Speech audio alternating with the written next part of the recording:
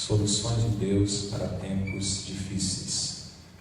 E o texto que nós vamos basear a nossa mensagem é segunda epístola de Paulo aos Coríntios, capítulo 4.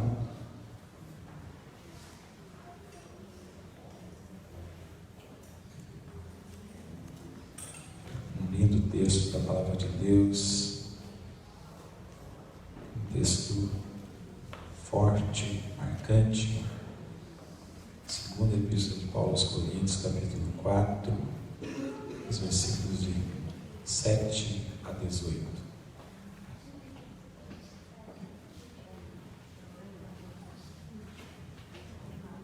A palavra do Senhor diz assim: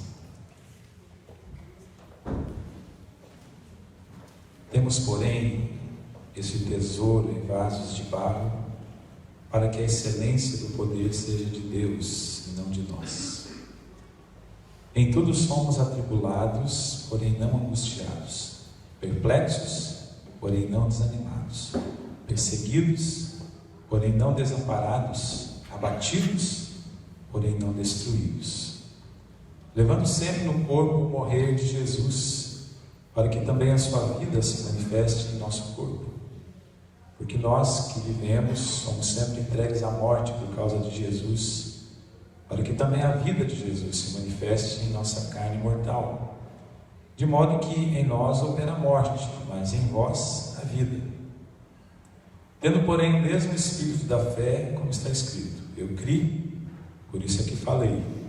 Também nós cremos, por isso também falamos, sabendo que aquele que ressuscitou o Senhor Jesus também nos ressuscitará com Jesus e nos apresentará convosco.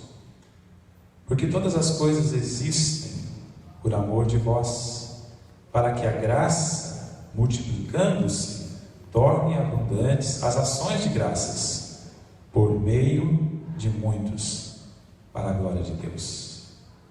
Por isso, não desanimamos, pelo contrário, mesmo que o nosso homem exterior se corrompa, contudo, o nosso homem interior se renova de dia em dia, porque a nossa leve e momentânea tribulação produz para nós eterno peso de glória, acima de toda comparação. Não atentando nós nas coisas que se veem, mas nas que se não veem, porque as que se veem são temporais, e as que se não veem são eternas. Oremos, queridos. Senhor, obrigado pela oportunidade que o Senhor nos dá de estarmos na Tua presença, Pai. Podemos cantar louvores, podemos exaltar e agradecer o Teu nome. Somos abençoados com isso. Nesse momento, ó Deus, nós queremos ouvir a Tua palavra e não permite que nada nos impeça de ouvirmos a Tua voz, de recebermos, ó Deus, as Tuas instruções. E o Senhor nos abençoe, Pai. Nós carecemos de Ti, nós precisamos de Ti. Somos pequenos, falhos, incapazes, ó Deus. Mas o Senhor é nossa suficiência. Nós queremos em Ti. E queremos aprender sobre as soluções de Deus para tempos difíceis. Visita-nos, abençoa-nos, em nome de Jesus. Amém, Senhor. Estamos vivendo dias difíceis. Essa frase parece um chavão pré-fabricado, já cristalizado em nossa mente. Estamos vivendo dias difíceis. Já não gera nenhum espanto, não causa nenhuma estranheza. E certamente todos nós concordamos com uma frase assim: estamos vivendo dias difíceis. E é fácil falar, mas talvez possamos perguntar: por que os tempos são difíceis? Eu vou tentar pensar algumas coisas aqui com vocês nessa introdução. A natureza, por exemplo, parece cobrar caros séculos e séculos de destruição desenfreada, sem nenhuma consciência do ser humano. E o resultado são terremotos, tsunamis, tornados, furacões, secas, por um lado, em determinados lugares, falta de água cada vez mais frequentes e assustadoras, por outro lado. A corrupção, por exemplo, se espalha por todo lugar, tomando não apenas o governo, que a gente sempre fala, ou a classe política, mas há um sistema corrupto e irrefreável presente no Brasil e no mundo. A falta de oportunidade é um problema. As injustiças sociais, a educação precária, a ausência de infraestrutura adequada geram pessoas miseráveis, dependentes. É um mundo difícil. A crise econômica, que resulta em estagnação e incerteza, parece não ter fim. A violência, essa nos assusta. A insegurança, a irresponsabilidade no trânsito batem recordes a cada dia. As doenças do corpo e da alma, e também da mente, crescem no ritmo assustador.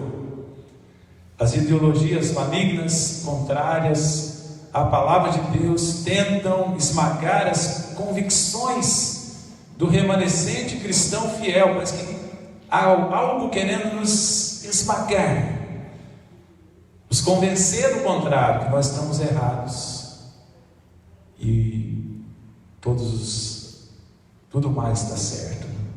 A degradação moral, a frieza espiritual e, sobretudo, a falta de Deus são visíveis em nossa sociedade. De fato, vivemos dias difíceis. Quando nós olhamos para a história desse homem de Deus chamado Paulo, o apóstolo Paulo, quando nós olhamos para o que ele escreveu aqui aos Coríntios, nós também podemos saber que ele vivia tempos difíceis. Depois de escrever a primeira carta aos Coríntios, foram 2 cartas longas, grandes. Depois de escrever a primeira carta aos Coríntios, combatendo as heresias daquela igreja, os maus comportamentos, os litígios, problemas relacionais presentes na igreja de Corinto, agora ele escreve uma segunda carta, deixando aflorar seus sentimentos mais íntimos, porque a sua autoridade apostólica estava sendo questionada, a sua pessoa estava sendo criticada, o seu ensino estava sendo deturpado. Paulo estava enfrentando um momento muito difícil. E é nesse contexto, então, de críticas, de pessoas contrárias, que ele escreve essas palavras que são uma espécie de desabafo do apóstolo Paulo. E, meu querido, talvez você também esteja passando um momento difícil. Num certo grau, talvez as dificuldades que eu acabei de descrever aqui também atingem a sua vida. Elas não atingem apenas o mundo de uma maneira generalizada, mas atingem você de maneira específica. Uma coisa é quando a gente fala das coisas generalizadas, o mundo está difícil. Mas a outra coisa, aliás, é quando essas dificuldades que estão lá longe, que são generalizadas, estão aí na sociedade, mas parece que numa nuvem. Mas quando essas coisas se tornam especificamente nossas, quando elas nos atingem, quando, por exemplo, o desemprego não está mais longe, mais perto. Ontem uma amiga nossa mandou uma mensagem para a Emanuela, dizendo: meu marido perdeu o emprego ontem. Um casal jovem que tem 4 filhos. A crise, lá que estava longe, generalizada, chegou especificamente àquele lar. É quando a doença não está mais longe, mas está perto. É quando a fragmentação familiar não está mais longe, mas está dentro. É quando as perdas não estão mais longe, mas estão perto. As coisas se tornam difíceis. Então a pergunta dessa noite poderia ser assim: Como superar momentos difíceis? Essa poderia ser a pergunta que eu sempre gosto de lançar uma pergunta e trabalhar com respostas. Então a pergunta poderia ser essa: como superar momentos difíceis? Mas essa não é a pergunta dessa noite. A pergunta dessa noite é: como Deus nos ajuda em momentos difíceis? Porque se a pergunta fosse como superar momentos difíceis, ia colocar tudo sobre você. Mas o que eu quero falar nessa noite é como Deus nos ajuda em momentos difíceis. Então, vamos lá, queridos. Como Deus nos ajuda em momentos difíceis? Primeiro, Deus nos ajuda disponibilizando o seu poder. Como Deus nos ajuda? Disponibilizando o seu poder. Vejamos o que o versículo 7 diz: temos, porém, este tesouro em vasos de barro, para que a excelência do poder, a excelência do quê? Do poder, seja de Deus e não de nós. Temos aqui que destacar essa expressão, a excelência do poder. Mas ele diz: temos, porém, esse tesouro em vasos de barro. Esse tesouro é a vida. E ele se sentia então como esse vaso de barro, assim que Paulo se sentia: fraco, frágil, debilitado, incapaz, impotente, diante das mais variadas e complicadas situações da vida. Eu tenho certeza que é assim que muitas vezes nós nos sentimos. E há pouco a se fazer quando nós nos sentimos assim. Quando a vida parece não ter mais perspectiva, quando aquele problema parece não ter mais solução, quando parece não haver mais saída. Então a frase que nós começamos a usar, queridos, é a seguinte: se eu pudesse. Quando as coisas tomam esse rumo, chegam a um momento delicado, a gente pensa assim: se eu pudesse. Se eu pudesse, eu resolveria essa situação.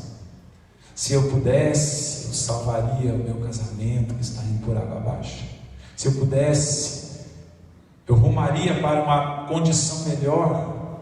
Se eu pudesse, eu venceria aquele gigante que está me amedrontando. Se eu pudesse, voltaria lá atrás, naquele pontinho que complicou a minha vida, e faria tudo diferente. Se eu pudesse. Sabe, meu irmão, talvez você não possa mesmo. E nós precisamos ter essa consciência. E diante dessa constatação, nós somos levados a algumas alternativas. Quando a gente chega a essa conclusão, não podemos, e começamos a dizer, se pudéssemos, nós somos levados a algumas alternativas que não são necessariamente boas, mas eu vou falar aqui para você. Nós podemos, ou somos levados muitas vezes a primeira alternativa é resolver do nosso jeito. Nós queremos uma solução e aí nós vamos tentar resolver do nosso jeito. Mas o que eu quero dizer para você nessa noite é que Deus tem o jeito certo. A questão é se a gente vai conseguir esperar o tempo de Deus. Porque muitas vezes a gente não espera o tempo de Deus, a gente tenta resolver do nosso jeito e as coisas complicam mais. A segunda alternativa é buscar consultoria. O negócio está muito na moda hoje, né? Consultores, coaches, mentores. Que mais palavras tem? Influencer é uma palavra que está muito na moda hoje. O que você é? Eu sou um influencer. O que você faz? Influencia as pessoas, né? É o famoso conselho que, se fosse bom, não se vendia, não se dava, vendia, né? É essa a expressão. Aí o pessoal hoje está vendendo, né? Você quer um conselho? Eu te vendo. Você me paga que eu te dou um conselho bom, vou influenciar a sua vida, você é um coach, um mentor. Então, buscar consultoria é uma coisa que a gente poderia fazer, mas eu quero dizer para você que Deus faz mais do que aconselhar. Deus é um Deus de solução. A questão é se a gente confia na direção de Deus Então veja só, a gente pode resolver do nosso jeito, mas Deus tem o jeito certo, e se eu conseguir esperar o jeito de Deus, vai ser melhor. Eu posso buscar consultorias em N lugares, com várias pessoas, mas Deus faz mais do que aconselhar, Ele é a solução. A questão é se a gente realmente confia na direção de Deus. Mas uma terceira coisa é aguardar uma solução mágica. Quando a gente está num momento assim difícil, podemos aguardar uma solução mágica. Eu acho que uma coisa vai acontecer que vai resolver. Eu digo para você que Deus não é mágico. Deus é o Deus Todo-Poderoso. A questão é se a gente crê na intervenção sobrenatural de Deus. Então eu falei 3 coisas aqui. A questão é se a gente consegue esperar o tempo de Deus. A questão é se a gente realmente confia na direção de Deus. E a questão é se a gente realmente crê na intervenção sobrenatural de Deus. Então, diante dessa constatação que nós não podemos, nós precisamos recorrer ao socorro de Deus. Há tempos difíceis, para os quais somente Deus tem uma solução. Aí nós precisamos recorrer ao poder de Deus, que diz assim, para que a excelência do poder seja de Deus e não de nós. É isso que o apóstolo Paulo entendeu. E Paulo descreve aqui, queridos, a sua condição terrível em 2 penetrantes versículos. A condição poderia ser terrível, aliás, ele diz assim, em tudo somos atribulados. Eu gosto desses versículos da Bíblia, 7 e 8. Se você não destacou na sua Bíblia ainda, risque aí, para você não perder esse versículo. Se está no aplicativo, já põe aí um colorido de amarelo, de verde, sei lá, para você não esquecer. Em tudo somos atribulados, porém não angustiados, ele diz, perplexos, porém não desanimados, perseguidos, ele diz, porém não desamparados, abatidos, porém não destruídos. O que o poder de Deus faz por nós? Podemos perguntar. O poder de Deus nos faz continuar em meio aos paradoxos da vida, porque aqui ele trata desses paradoxos, das coisas antagônicas, né? O poder de Deus nos levanta quando nós estamos abatidos, ele fala isso. O poder de Deus nos dá força quando nós estamos fracos. O poder de Deus nos ilumina quando nós estamos perdidos. O poder de Deus nos faz poder quando nós não podemos. O que Deus faz como solução para nós nos momentos difíceis? Ele disponibiliza o seu poder. 2 verdades ainda sobre esse poder. Primeiro, ele é obtido numa experiência genuína de conversão.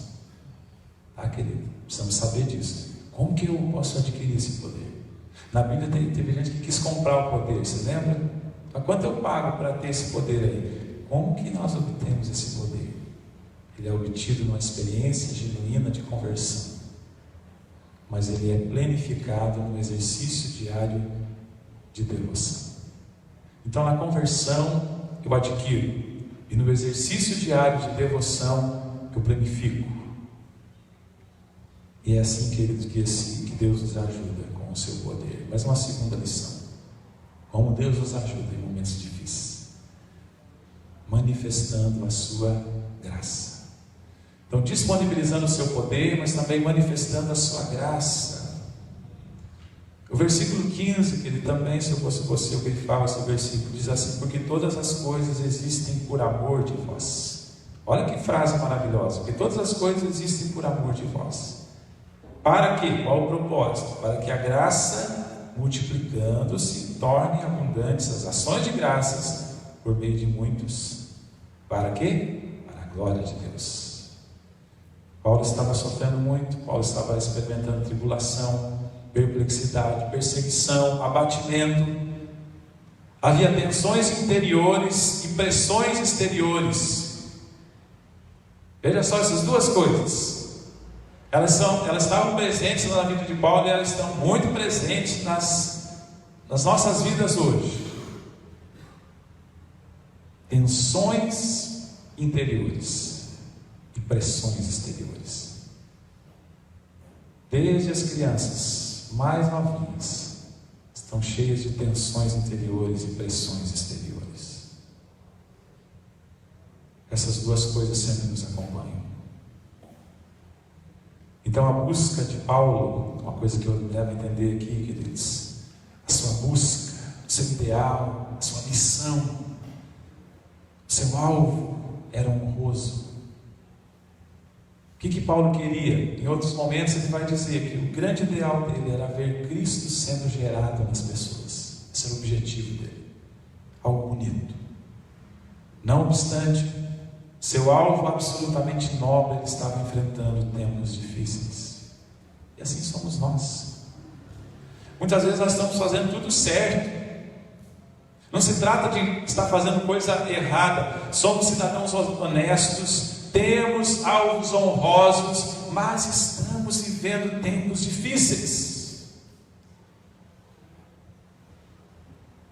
É quando esses paradoxos que Paulo experimenta e descreve fazem parte da nossa existência. E aí, querido, quero me lembrar aqui de uma situação pessoal. Vou compartilhar com vocês, pessoal, ministerial na realidade. Eu me lembro de ter vivido um tempo muito difícil lá na igreja de Ponta Grossa, quando um dia nós fazíamos lá uma coisa que chamamos celebração jovem, que era um culto jovem na segunda-feira. Reunia muitos jovens, graças a Deus. E aí era um dia que um dos jovens da igreja tinha passado no vestibular. E depois da celebração jovem, na segunda-feira, os jovens estavam lá fora, na rua, conversando. E aí eles decidiram dar um trote naquele jovem. Então pegaram ele, rasparam o cabelo, tinham levado o ovo, jogaram o ovo, fizeram aquela coisa que sempre faz. E uma das coisas que eles fizeram, naquela muvuca, se é que eu posso assim dizer, foi acertar a janela da vizinha com ovo, com um monte de coisa. E no outro dia, um pastor, colega meu, me ligou dizendo: você já viu que o seu nome está na rádio? A mulher tinha ligado na rádio, a vizinha, e falado coisas boas a respeito de mim. Depois que esse pastor Marcos chegou aí nessa igreja, começou assim, virou uma bagunça. Era uma, eu concordo com a mulher, tá, gente? Não entendo mal. É claro que ninguém deve jogar ovo na janela dos outros, mas era uma situação muito específica. Uma comemoração, os jovens se excederam, aí a gente ia, claro, conversar com os jovens, tratar dessa situação. Mas aí o meu nome foi para as cucuias. Então foi um momento muito difícil. E fora isso, o filho dela também tinha uma moto muito barulhenta. E ele vinha exatamente na hora dos cultos e passava assim na frente da igreja e ficava fazendo barulho. Coisas desse tipo. Momentos muito complicados. Mas passaram. E eu não vou contar para vocês, cabe isso agora aqui, mas como Deus me defendeu nesses momentos, sem eu mover uma palha. E como Deus agiu, até com juízo, com aquela família. Como Deus nos ajuda, queridos? Manifestando a sua graça. Paulo tinha consciência de que tudo era pela graça. Quando ele olhava para as circunstâncias, quando ele olhava para o seu íntimo, quando ele olhava para os paradoxos da vida, ele concluía que só podia viver pela graça. É nas horas difíceis que a graça de Deus se multiplica nas nossas vidas. Não há nenhum mérito em nós, é tudo pela graça. Vamos entender isso. O ser, o existir, o ter, o conquistar, o subir na vida, o dar certo, é tudo pela graça de Deus. O respirar, o viver e o triunfar num mundo tão conturbado é tudo pela graça de Deus. Então nós precisamos de uma infusão de graça. O que é a graça? Esse favor imerecido, essa coisa que a gente não sabe muito definir, não sabe onde ela está, onde que eu compro, é concreta, eu vejo, eu pego, tem pote de graça, quilo de graça, não sei, querido, mas o fato é que ela existe e está disponível para nós. Como Deus nos ajuda? Manifestando a sua graça. Pastor Ricardo Gondim, pastor da Assembleia de Deus, tem uma frase mais ou menos assim, tá? Eu não lembrei bem como é que era a frase, mas é mais ou menos assim: a graça de Deus nos encoraja nas derrotas e delimita o nosso orgulho no triunfo. Ela faz duas coisas: ela nos encoraja quando a gente está num momento difícil e derrotado, mas ela também delimita o nosso orgulho no triunfo. Quando a gente triunfa, a gente tem a consciência de que foi pela graça de Deus, não foi por mim. É a graça de Deus que me diz que é possível levantar e continuar. Deus me ajuda efetivamente com a sua graça. E aí o que a Bíblia diz aí no versículo que eu li, o 15, é que, veja só, a argumentação de Paulo diz assim: porque todas as coisas existem por amor de vós.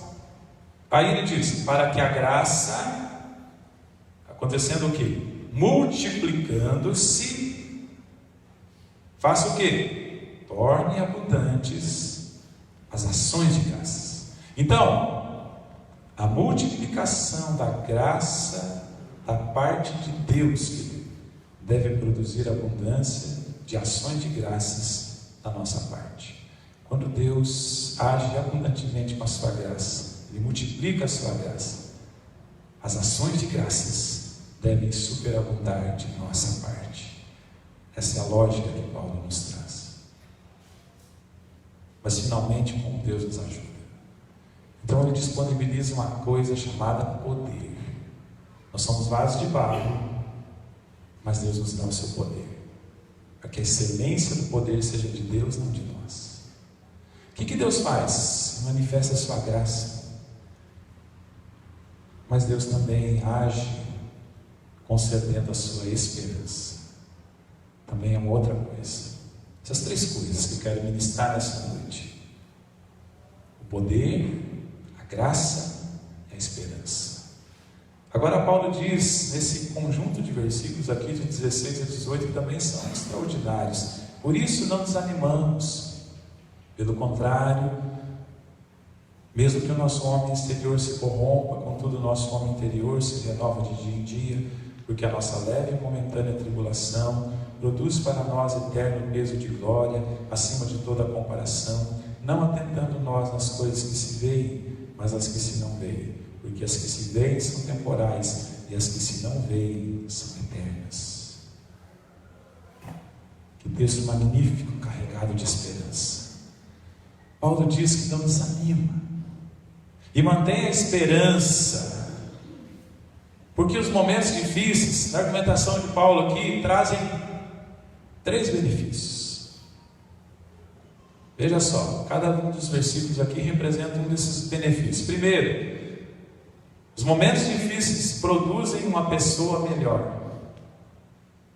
O homem interior se renova. Momentos difíceis produzem uma pessoa melhor. Pode olhar para a sua vida, querido. Os momentos que mais te construíram, que mais te melhoraram, foram os momentos difíceis. Tem outra frase que eu gosto bastante, não sei de quem é essa frase, é que tempos de prosperidade consomem, tempos de adversidade constroem. E não é verdade? Tempos de prosperidade consomem. Quando a pessoa está num momento de prosperidade, ela é consumida, ela se gasta, ela gasta dinheiro, coisas desse tipo. Já tempos de adversidade é um tempo que ela põe o pé no freio, que ela liga a luz do alerta, e que ela se constrói como pessoa.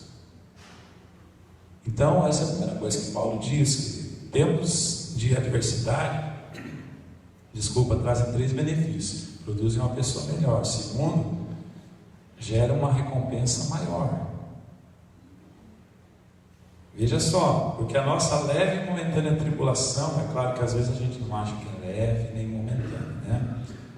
Produz para nós eterno peso de glória acima de toda comparação. Então gera uma recompensa maior, que é acima de toda comparação, em peso de glória. Mas também um outro benefício é que promove uma expectativa mais ampla. Paulo diz, no versículo 18: não atentando nós nas coisas que se veem, mas as que se não veem, porque as que se veem são temporais, as que se não veem são eternas. Coloca os nossos olhos na eternidade, por isso a nossa expectativa se alarga, a nossa esperança, então, não é finita, não é humana, mas ela transcende isso, ela vai além. E aí, querido, nós estamos falando sobre esperança. A esperança é um ingrediente que não pode faltar em tempos difíceis. A questão é, nós temos esperança? Ou mais, de onde vem a nossa esperança? Deixa eu perguntar uma coisa para vocês. Sabe qual é o único caso em que a Bíblia diz para nós sermos ricos?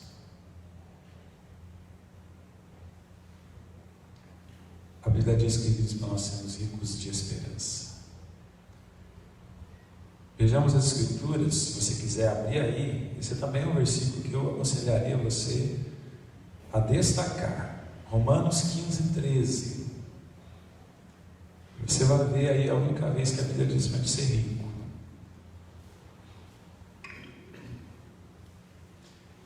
O que diz aí? Romanos 15, 13. E o Deus da esperança vos encha de gozo e paz no vosso crer, para que sejais ricos de esperança no poder do Espírito Santo. Pegou aí? Se o Deus da esperança, Ele é o Deus da esperança, vos encha de gozo e paz no vosso crer, para que sejais o quê? Ricos de esperança. Meus queridos, todo ano a revista Forbes, eu já falei para você que eu gosto de acompanhar as coisas, saber meio de tudo, né? Embora seja cultura inútil. Todo ano a revista Forbes divulga a lista dos homens, até agora homens, né? Daqui a um tempo vai ter mulheres nessa lista, dos homens mais ricos do mundo. Então, recentemente foi divulgada a lista. Deixa eu ver aqui. Isso é Micael, né? Não ainda, né, Micael? Então, você está aqui os 5 mais ricos do mundo. Alguém sabe qual é o primeiro? Não, Bill Gates, coitado, está em segundo, né? Ele deve estar deprimido. Rodrigo Bristotti, Irani. Está aumentando a lista aí, não sabia desse. O primeiro é um cara chamado Jeff Bezos, que ele é o dono da Amazon. Então, há 2 anos já que ele está aí no primeiro da lista, né? Jeff Bezos, ou Bezos, um cara novão ainda, né? Bill Gates é o segundo, um cara que está sempre alternando, o segundo e terceiro é o Warren Buffett, que é um investidor. Um outro que eu não sei quem ele é, Bernard Arnault, que é o quarto, e o quinto é o Carlos Slim, que é do gigante da comunicação e dono da Claro, por exemplo, pelo menos que eu tinha informação. Esses caras aí são os 5 homens mais ricos do mundo. Apenas o Jeff Bezos tem mais de 100 bilhões, os outros estão pobrezinhos, coitados. Mas eu pergunto, será que eles são ricos de esperança? Com todo o dinheiro deles, chegar uma doença, eles são ricos de esperança. Aí o dinheiro não vai valer de nada. A questão é se tem esperança. Eu tenho certeza que todos nós aqui estamos longe dessa lista, pelo menos até onde eu sei, e a Forbes também. Mas eu pergunto, como está o seu reservatório de esperança? A pergunta não é se você tem dinheiro, a pergunta não é se a doença é incurável, a pergunta não é se o problema é insolúvel, a pergunta não é se a situação é irreversível, a pergunta é: você ainda tem esperança? Porque nós precisamos viver a nossa vida pela infinitude da lente de Deus, e não pela limitação da ótica humana. E quando a gente vive a vida, é isso que Paulo fala aqui, não atentando nas coisas que se veem, mas nas que se não veem. Quando a gente vive a vida pela infinitude da lente de Deus, e não pela finitude da ótica humana, então a gente tem esperança. A gente olha uma coisa e enxerga a outra, porque a gente crê que Deus vai alimentando a minha esperança e crê no milagre de Deus. Então Deus não te abandona em tempos difíceis. E há 3 coisas especiais que Ele faz por nós. Ele disponibiliza o seu poder. Sabe que poder é esse, querido? Aquele que nós lemos aí mesmo em 2 Coríntios, lá no capítulo 12, no finalzinho da carta. Aquele poder que se aperfeiçoa onde? Na fraqueza. O que mais que Ele faz? Ele manifesta a sua graça. Aquela mesma graça que lá no finalzinho da carta, capítulo 12 também, Ele diz que a graça nos basta. A minha graça te basta. E Ele concede a sua esperança, aquela que nos mantém confiantes no futuro melhor. Então o poder se aperfeiçoa na nossa fraqueza, nas nossas limitações. Graça, que diz: a minha graça te basta. Se você não tiver mais nada, não tiver a minha graça, já te basta. E esperança, aquela que nos mantém confiantes no futuro melhor. Isso vale para a igreja, queridos. Uma igreja, nós temos que olhar. Olhamos aqui e enxergamos algumas limitações. Enxergamos os bancos vazios. Mas se a gente olha com esperança, e tem que olhar com esperança, a gente vai enxergar outra coisa. E a nossa família? E a nossa vida pessoal? Em tudo nós temos que aplicar e crer que Deus disponibiliza o seu poder, Deus manifesta a sua graça, Deus concede a sua esperança.